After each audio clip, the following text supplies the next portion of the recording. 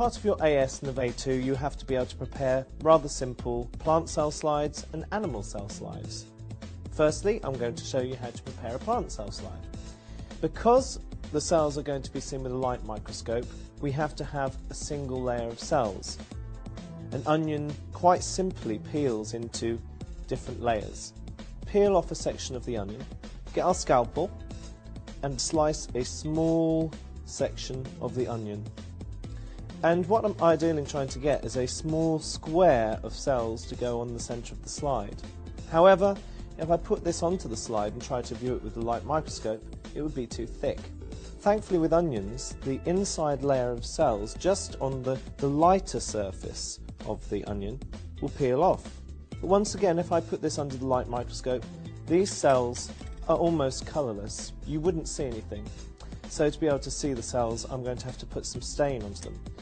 One of the most common stains for plant cells is iodine.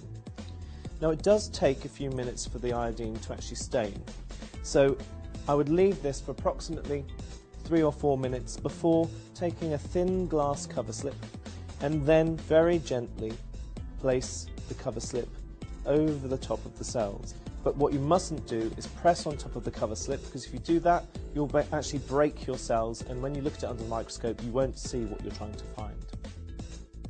This is how to prepare an animal cell slide. It's even easier than preparing a plant cell slide.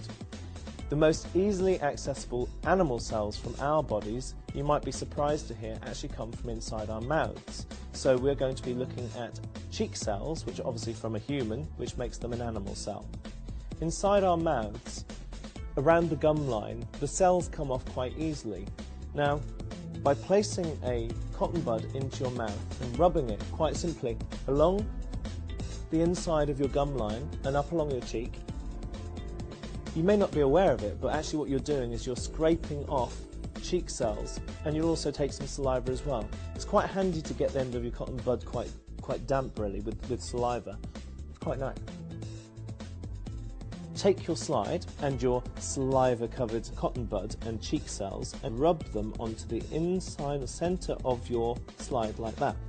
Now all it will look like on your slide is a damp patch with maybe a few blobs on it. The few blobs that you can see are going to be the cheek cells.